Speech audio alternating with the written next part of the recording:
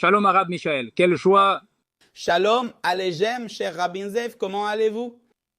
Baruch Shem Yishtabach Shemo. Quel bel endroit! Vous êtes à Simamash, c'est incroyable, en terre d'Israël. Où êtes-vous? En terre d'Israël. Nous sommes à environ 20 et quelques minutes en voiture de la ville sainte de Jérusalem, Yerushalayim, Yerakodesh, dans la municipalité de Binyamin. C'est magnifique, c'est beau de savoir que tu es si près de Jérusalem. Et je veux te dire de tout cœur, Rav Zev, que je suis très heureux que nous soyons ensemble. Nous allons parler de choses importantes pour la vie des gens, mais savoir que tu es si près de Jérusalem. Moi, au moins, je sais qu'il y a beaucoup de personnes dans le monde qui, rien que pour ce fait, sont très émues. Baruch Shem, comme c'est écrit en hébreu, je vais le traduire. Car de Sion sortira la Torah et la parole de Dieu, le Créateur, depuis Jérusalem. Amen. Amen. Mais en partie... Bon, parlons un peu. Si je te demandais, qui es-tu? Que dirais-tu? Cette question, qui es-tu? C'est une question qui m'accompagne depuis presque 35 ans. Depuis que j'ai 5 ans, je me la pose. Et pour donner une réponse courte, parce qu'il y a deux façons de répondre à cette question, si sacré et élevé, il y a une façon courte et il y a une façon longue et profonde. La courte, après 40 ans de vie, je peux dire que je suis une âme divine qui a été envoyée ici dans ce monde avec un but. De nos jours, grâce à Dieu, je l'ai découvert il y a quelques années. Et par conséquent, ce qui me définit au final, c'est que je suis une étincelle divine de l'infini. En pouvant être ici dans un corps physique, en accomplissant un but pour pouvoir guérir et réparer des mondes qui, au final, concernent des êtres humains. Donc, c'est ça ma propre définition. Il faut réfléchir. Il faut réfléchir, c'est vrai. Mais ça, c'est ce que j'aime et ce que j'ai toujours appris dans la vie, surtout grâce à mon expérience dans le monde des startups, c'est aussi pouvoir donner des réponses courtes, même si tu pourrais t'étendre pendant des heures, mais les réponses courtes t'obligent à aller à l'essentiel. Alors, quand quelqu'un pose une question aussi grande, aussi immense que « Qui es-tu » alors, et je pourrais te dire que je suis marié avec Ruth et que j'ai 6 enfants et dans ma vie, j'ai fait une chose. En réalité, l'essence est une âme divine dotée d'un but. Et quel était-il? Nous allons aller dans cette direction d'essayer de... La vérité, c'est que nous pourrions, si Dieu le veut, parler des heures, mais nous allons essayer d'avancer sur des points névralgiques qui touchent ta sensibilité, et donc, si Dieu le veut, qui touchent aussi la sensibilité de ceux qui nous écoutent. Je t'entends un peu bas, un peu bas. C'est mieux maintenant? Un peu mieux, oui. Voyons, on va voir. C'est un peu mieux maintenant? Là, c'est un peu mieux, oui. On va rapprocher le micro. Oh, excellent, excellent. Bon, Estrata Shem? Là, c'est mieux. Oui, c'est mieux? Oui. Parfait. Quelle était la clé? La clé qui, ces dernières années, t'a ouvert cette porte, celle que tu as comprise. Quel est ton but? Qu'est-ce qui t'a éclairé? Disons. Il y avait 2 clés, pas une. La première clé, et comme chaque histoire que nous avons dans la Torah, dans la Bible, le développement et l'évolution spirituelle de chaque personnage, depuis le premier être humain dans le monde, Adam, jusqu'au premier patriarche Abraham, jusqu'au grand prophète d'Israël, Moïse. La première clé s'est toujours produite à travers les événements qu'ils ont vécus dans la vie. Et la deuxième clé est la révélation et la parole divine qui sont venues pour guider la personne. Que faire avec ce grand événement qui lui est arrivé dans la vie? Rabbi Zev, mon cher. Chaque personne a la première clé qui est l'événement qui peut lui changer la vie. Chaque personne a aussi l'autre clé qui est une parole divine. À travers la Torah ou à travers une révélation qui peut aussi venir du monde. La seule question est de savoir si les gens utilisent ces 2 clés. Et la question la plus profonde est, est-ce que les gens les comprennent comme 2 clés? Il y a des gens à qui il arrive des choses dans la vie. Et parfois tu te dis, comment ne le voit-il pas? Comment ne voit-il pas que c'est un signe? Comment ne voit-il pas que c'est une opportunité d'ouvrir une nouvelle porte? Très souvent, j'entends des personnes me raconter des événements impressionnants qui leur arrivent dans la vie, qui sont inexplicables, sauf si c'est une clé pour ouvrir et, d'une certaine manière, donner naissance à une nouvelle étape de la vie. Ils ne la voient pas comme ça, alors il n'y a pas une, mais deux clés. C'est un événement personnel, puis la parole divine. Dans mon cas, il y a eu plusieurs événements personnels au fil des années qui m'ont amené à franchir porte, après porte, comme chaque personne dans le monde. Aujourd'hui, je vais te partager seulement l'une des clés. Une porte s'est ouverte pour moi lors d'un événement suivi d'un appel de l'extérieur. Comme tu le sais, j'ai été rabbi pendant 8 ans dans une communauté divine en Uruguay, appelée Yavne. Vous aussi, Rav Zev, faisiez partie de cette communauté. Et en 2016, après 5 ans en Uruguay dans la communauté, j'ai eu un dimanche à 11 h du matin, j'ai eu besoin d'aller au cimetière pour accompagner une famille. Et à la fin de cet accompagnement, je suis sorti du cimetière et je suis arrivé à la route 5. C'est la route principale en Uruguay. Et devant mes yeux, j'ai vu un accident de la route très grave qui s'est produit. Maintenant, je suis assistant de premier secours en Israël. Toute mon enfance, toute ma jeunesse, j'ai été bénévole dans des ambulances. Quand je vois un événement d'urgence, instinctivement, comme un bon Israélien formé, je laisse tout et je pars pour sauver des vies. Je vais vers cette voiture et je vois à l'arrière un bébé qui pleure. Je fais rapidement un examen de son corps, je vois qu'il n'a pas de fracture, pas de saignement et il est conscient. Alors, je vais vers l'avant, vers sa mère. Quand j'arrive à la mère, je vois qu'elle est couverte de sang. Et j'essaie de voir d'où vient le sang. Soudain, je remarque une profonde coupure à l'artère fémorale de sa jambe. Je fais un garrot pour lui sauver la vie. Et j'appelle les urgences. Et aux urgences, je dis « Bonjour, je m'appelle Michael Rubinstein. Je suis assistant de premier secours. Je suis ici à la Croix-la-Paz, à côté de la station d'essence. J'ai besoin d'urgence que vous veniez pour m'aider à sauver une femme qui est dans une situation grave. Un choc hypovolémique et elle a perdu beaucoup de sang. L'ambulance m'annonce « Monsieur, nous arrivons ». Moi, en tant qu'Israélien, à ce moment-là, j'ai l'habitude ici en Israël, dans le pays le plus obsédé par le sauvetage de vie. Depuis un appel d'urgence ici en Israël, où tu appelles et tu raccroches. Il ne se passe pas plus de 3 minutes avant que le premier secouriste arrive pour sauver. Et dans la ville de Jérusalem, la ville la plus obsédée par le sauvetage de vie, le temps moyen d'arriver lors d'une urgence est de 90 secondes. En Uruguay, en tant qu'Israélien, je pense, 3, 5 minutes, ils sortent, quelqu'un arrive. J'attends 5, 10, 20, 30 minutes. L'ambulance n'arrive pas et la femme perd connaissance. Maintenant, moi, en tant que professeur de premier secours, je sais que la chaîne de la mort, le premier maillon, c'est de devenir inconscient. Je suis devant mes yeux en train de voir une mère qui perd connaissance et qui s'approche de la mort. J'ai appelé les urgences. Ils m'ont dit « Calmez-vous, on arrive ». Cher frère, l'ambulance arrive après 50 minutes. Moi là-bas, désespéré, il sauve la femme, il la réanime et grâce à Dieu, elle a échappé à la mort. Baruch Hashem. Baruch Hashem. La docteure sort de l'ambulance et me dit « Excusez-moi monsieur, je souhaite recueillir un témoignage ». Désespéré, j'ai dit à la docteure « Docteur, avant le témoignage, comment cela a-t-il pu vous prendre 50 minutes? Vous êtes fou !» Et elle m'a vu avec la kippa. Alors elle me dit « Monsieur, vous n'êtes pas d'Uruguay, d'où venez-vous » Je lui ai dit « Je viens d'Israël, terre sainte d'Israël ». Elle me répond « Monsieur, ici ce n'est pas Israël, ici c'est l'Uruguay.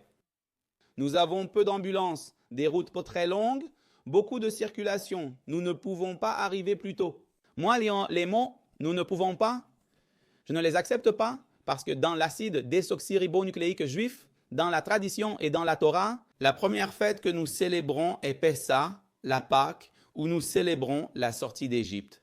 Et nous pouvons toujours changer, c'est toute la base de la philosophie juive. C'est que Dieu nous enseigne toujours que nous pouvons aller de l'avant. Tu ne peux pas me dire, nous ne pouvons pas arriver plus tôt. J'ai dit à la docteure, si vous n'arrivez pas plus tôt, la femme peut mourir et le bébé restera orphelin.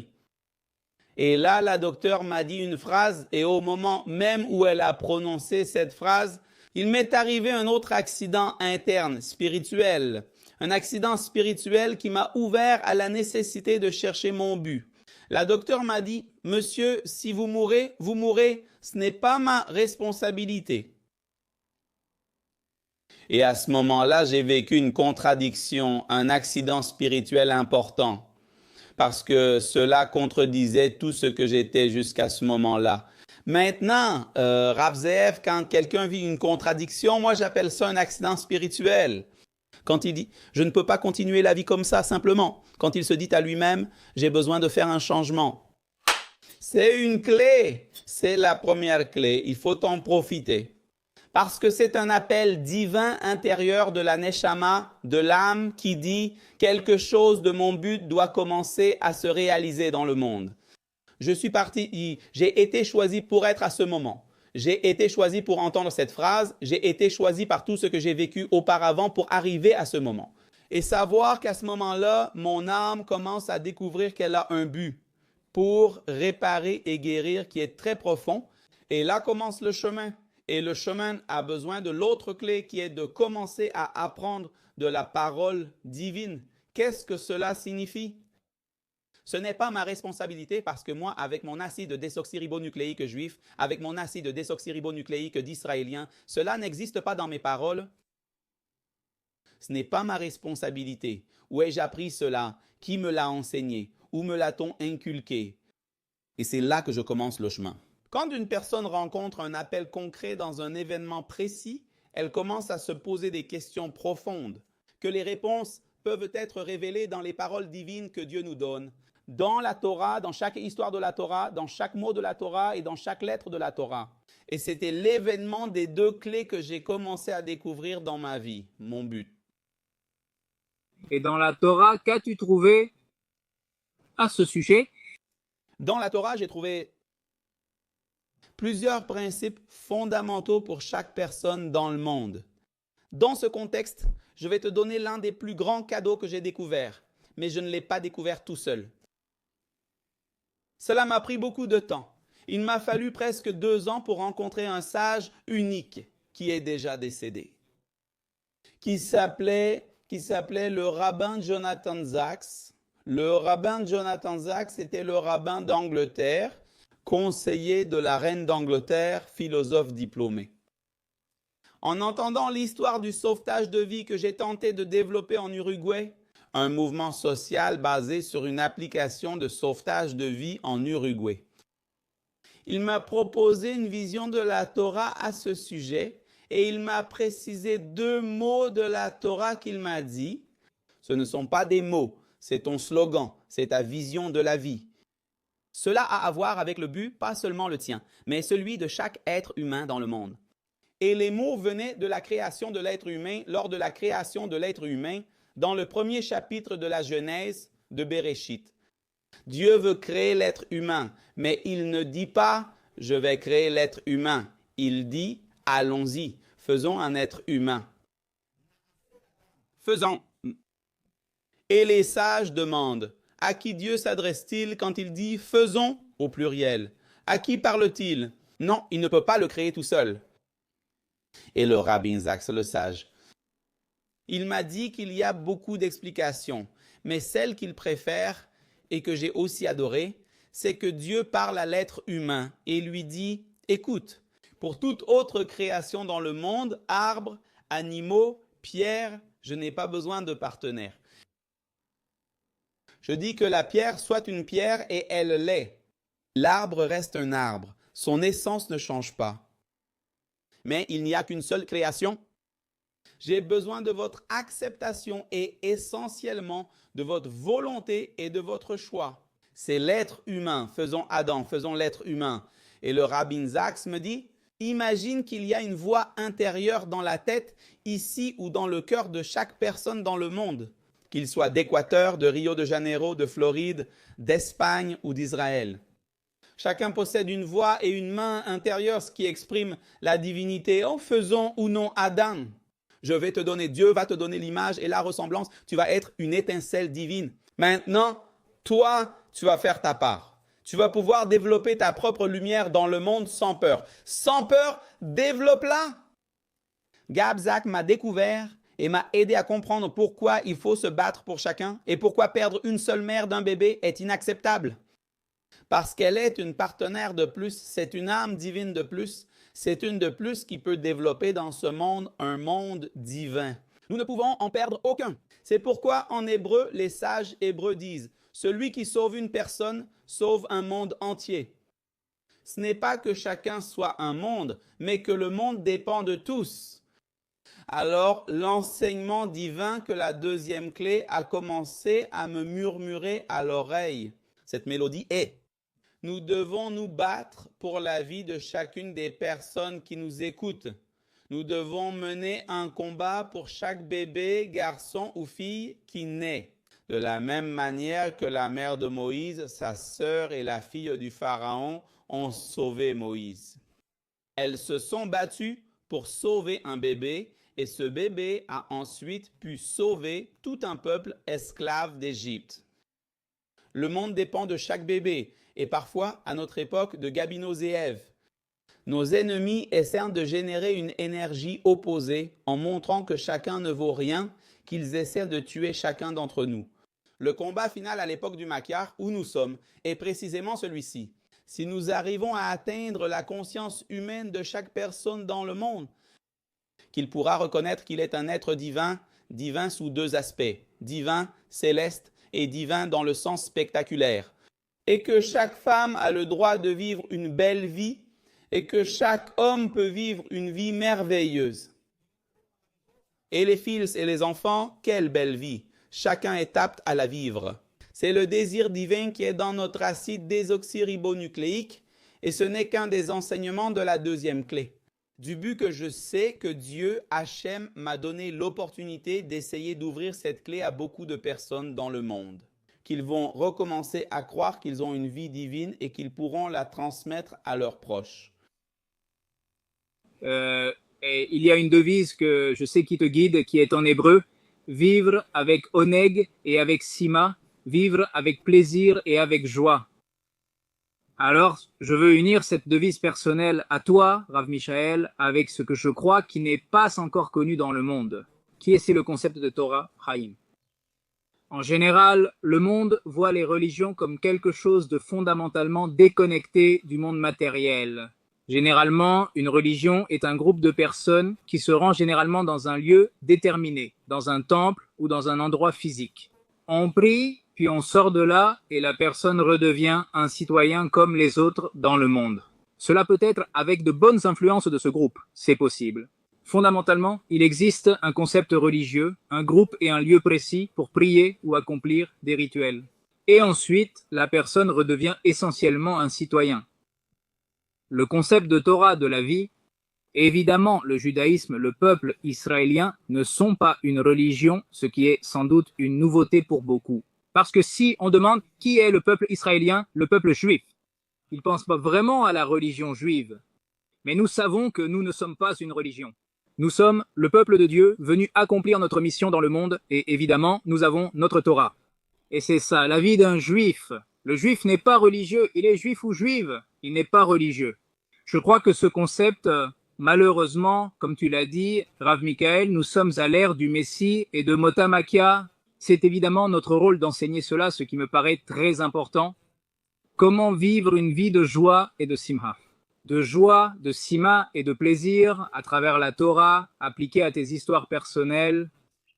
Rav Zeev, je m'identifie totalement et grâce à Dieu, nous avons l'opportunité d'être unis à une communauté qui est internationale. Des personnes du monde entier se joignent exactement à ce que tu as dit. C'est Ezraïm, notre communauté Israël High. J'ai même des casquettes de la communauté derrière moi. Israël High est une communauté qui facilite ce mode de vie, permettre de vivre d'une manière divine la vie. Moi, ce qui m'émeut le plus, c'est de voir les membres quand ils sortent d'une rencontre. Ils pleurent, non de tristesse, mais d'émotion pour ce qu'ils vivent et espèrent vivre. Et je sens que c'est une partie du plus beau réceptacle de lumière que nous pouvons offrir, qui se trouve au sein de notre communauté Israël High. Et je veux en profiter pour m'adresser aux personnes qui nous écoutent en ce moment. Tu n'as pas besoin de continuer ta vie uniquement avec la routine que tu as, même si tu as sûrement une routine merveilleuse. Je t'invite à rejoindre la communauté et à faire partie du Juntos de Beyajad communautaire d'Israël High. Il ne s'agit pas seulement d'être lié à la Terre Sainte, mais aussi à la lumière divine qui éclaire la vie. Ezraïm, comme l'a dit le Rav Zeev, arbre de vie, nous allons te laisser le lien ci-dessous et pour que tu puisses t'inscrire à la communauté. Et d'ailleurs, je dis communauté parce que c'est différent. Suivre un cours ou faire des études et faire partie d'une communauté, c'est pour la vie. Nous vivons ensemble au quotidien chaque semaine. Nous célébrons les fêtes annuelles ensemble et nous sommes là pour toi. Nous sommes là pour que ta vie s'épanouisse.